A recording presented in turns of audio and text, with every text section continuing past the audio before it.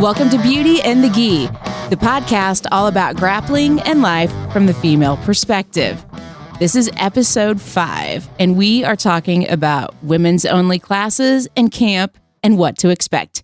If you're just joining us, I'm Jen Eads. I'm a white belt full of questions and curiosity about all things jiu-jitsu. I'm AJ Klingerman, a world champion purple belt obsessed with jiu-jitsu, and I run the Role Model Women's Only Grappling Camp. All right, AJ, we are talking about women's only classes and camp and what to expect. My first question is why? Why just women's only? Yeah, so there are a lot of people in the world, both male and female, that don't believe in women's only classes.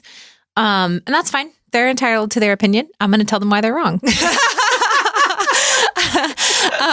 So there's a lot of different reasons for women's only classes. One, we are still the minority, right? Mm-hmm. So having that time where you can train, even if it's just with one other woman, is helpful. Women move differently and we react to women differently. Sometimes maybe a girl will be really easy with another girl and they won't go hard with them. And then they get in a competition and then, the girls are going hard and you're not used to that. So having that perspective to be able to train with women and how they move differently and is very, very helpful, especially when you go to compete. We have different issues than men do. So, we can talk about things in class. Like, I've heard conversations about, at what point do I pump before or after my match? Or, from women who are breastfeeding or, how do I cut weight when I'm on my period or, conversations you're not going to have in a full co-ed class. And then even some of the ways that I teach are going to be different, when I talk about an armbar from guard, I'm like, okay, you put your leg right across the bra strap, a dude doesn't have any frame of reference for what I'm talking about.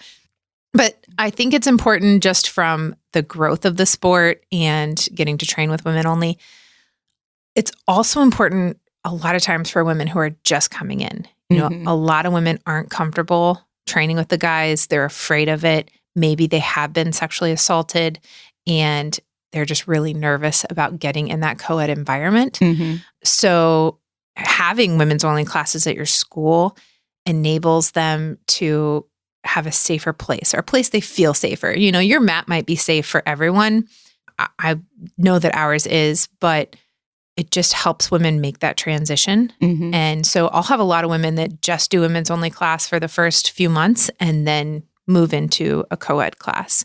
But sometimes they're just not ready at first. And then sometimes it's for religious reasons. There are, religions where they can't be touched by a guy or, that's not their husband. So maybe a women's only class enables them to have that safe space. So yeah, I think women's only classes are huge. I think they're very important and I think everyone should support them. I agree. And I love it. I love going to class on Monday night. Yeah. And again, I think it's a piece of that community aspect again, but it's like, oh, my girls are going to be there. Right. And it's fun. Yeah.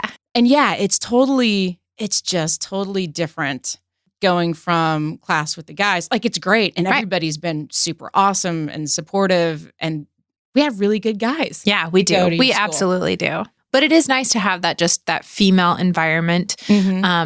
People give females a bad rap being catty or whatever. And you just don't really find that on the mat.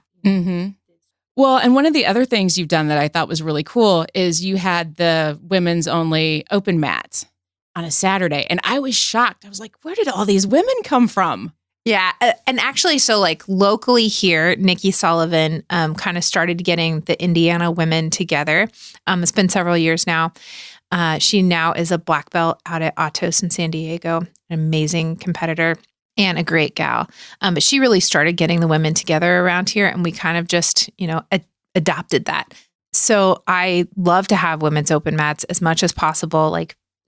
No, it doesn't matter your affiliation or, where you train, what flag you fly. It doesn't matter. Just come in and train. And it's really nice to, so at the last one we had 2 of the girls there, they were both there for the open mat and they were like, hey, it's hard to find matches sometimes for women. So one of the girls was like, I'm going to register for this tournament. Will you register too? So that we make sure and have somebody to go against. And, they set up a time to compete just because they did this open mat together. That's cool. Yeah, it's a different world than the guys have. Like the guys pretty much always have matches, but sometimes the women have to be like, hey, is somebody else going to be there? Yeah, that makes sense. Yeah. And, so for both of our schools, we go by a curriculum. So the curriculum is set out. I can tell you what's being taught at the next class, next week, next month, whatever. But for the women's classes, I kind of go a little more off of what I see the women need. So if after a competition, I'll notice, one of the girls kept getting caught in a triangle or something like that. So then we'll do triangle escapes. If I'm watching class and I notice everyone's having a really hard time finishing a certain arm bar or something like that, then that's what we'll work on. So I watch my women, and I'm not saying that that's how every women's class is across the board, but for me, I watch the women, I see what they need to work on, and then I try to make the class go along with that. Yeah. I appreciate that. You're welcome. As someone that's in that class, that is very much appreciated. I'm excited because I'm going to go to my first women's only camp that you are hosting. How do I prepare for that? So I'm not really sure there's a great way to prepare. I've been kind of upping the intensity of warm-ups a little bit. I've noticed. Yeah. Rachel's a bulldog, so I don't want her to kill all my girls.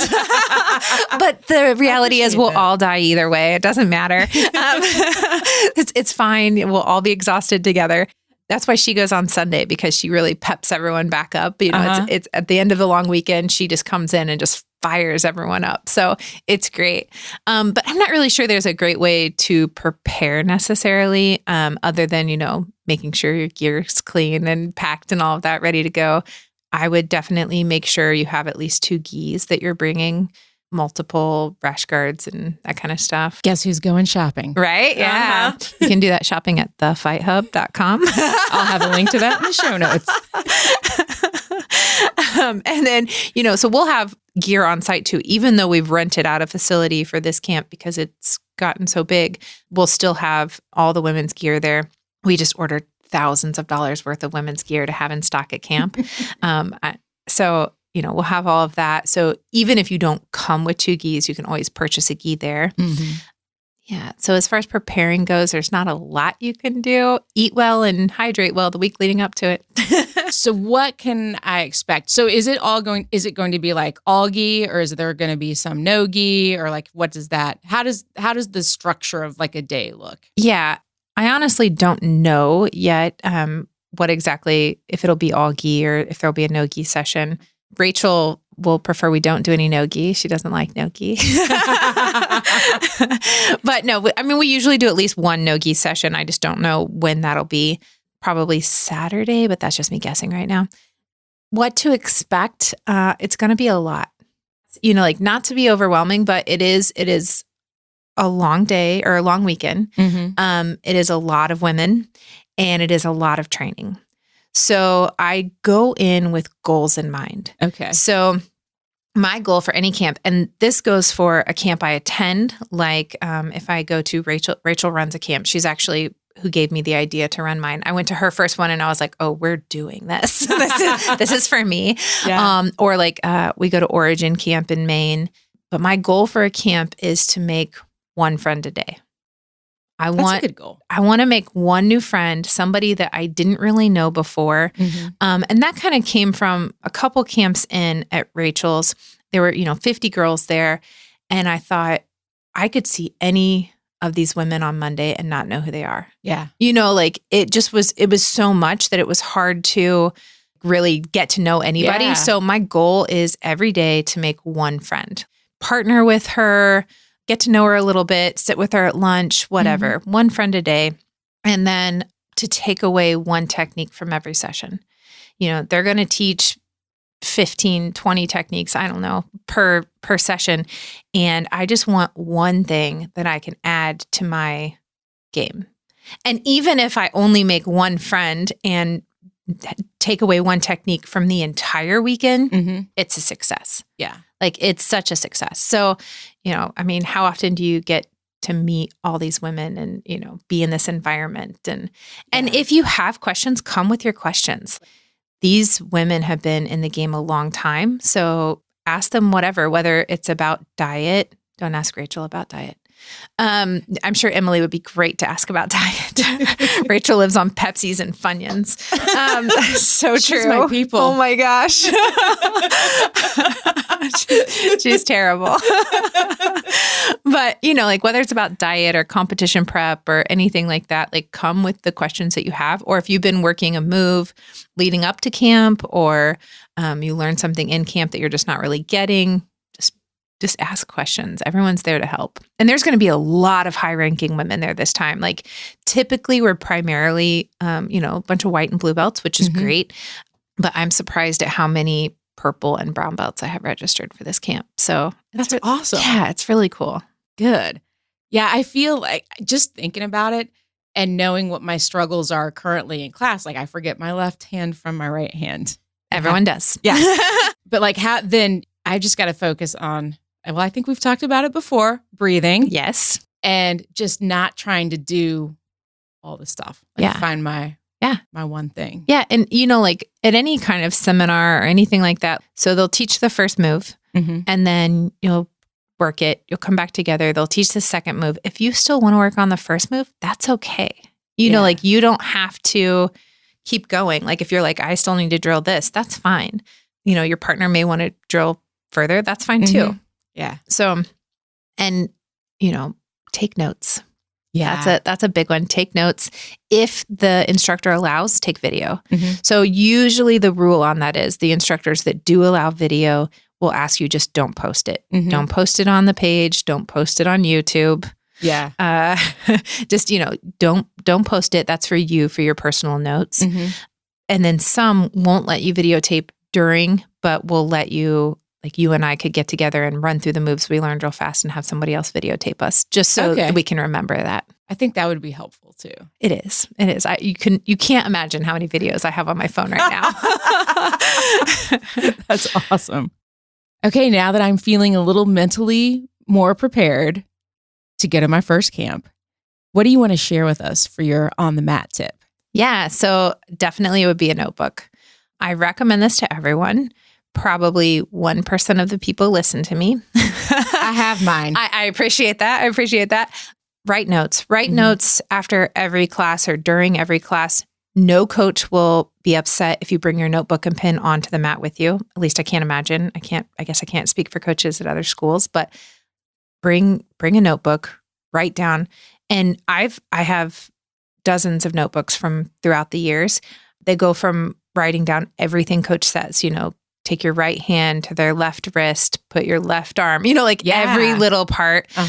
They sound kind of crazy because it'll, if he's using a guy, I might write he a few times and then I write she a few times, because then I'm thinking about my partner or whatever, so they look crazy if anyone else tries to read them. But take notes on everything. And then now my notes, because I know the moves better, I tend to write down more like how I'm feeling that day, like what aches and pains I have, or like if I feel sick to my stomach, okay, what did I eat? Like I'm evaluating all of that. Yeah.